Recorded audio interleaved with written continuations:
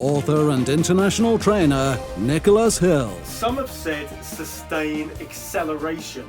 I wouldn't say you sustain necessarily acceleration, because by definition, if you continue to accelerate, then what happens?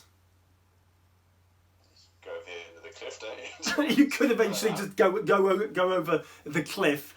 If we sustain the acceleration, we presuppose that it's necessary to continue to get faster, faster and faster and faster. And if we're getting faster and faster and faster, it means that the output is accelerating, more units at the end of the production line. So we go now from 100,000 units per quarter to 250,000 units per quarter, whatever that might mean to you. It presupposes that kind of growth through acceleration is necessary, but you can grow without speeding up. You can grow through expansion. I would agree with that. So acceleration doesn't necessarily work all the time. And also the idea of constantly accelerating leads to, as you said, going off the edge of the cliff, faults, fines. It could lead to errors. You talked about some of the errors that you're having to deal with at the moment. Momentum, which means that you continue to grow. You grow at a sustainable pace.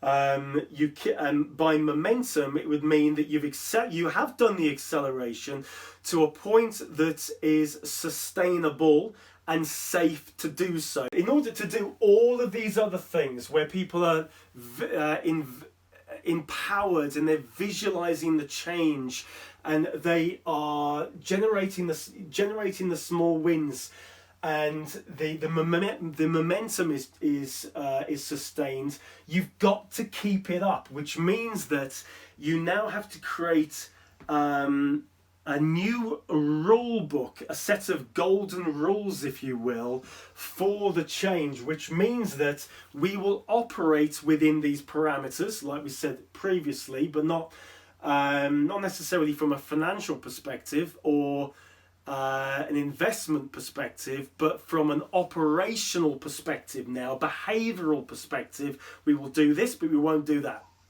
which means that we embrace the idea of change as something that's not only necessary, but something that's what, if you're embracing it? It's to do with desire. So you could just use the word desired. I would just say needed. Yeah. So it's urgent, it's important, it's needed, it's desirable, and they want it. So not just needed, but they also want this change to happen. And they want to continually change. But first of all, institute a change culture by the way of setting values.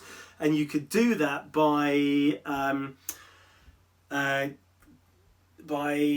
setting up a team meeting where you brainstorm what those golden rules will be for continual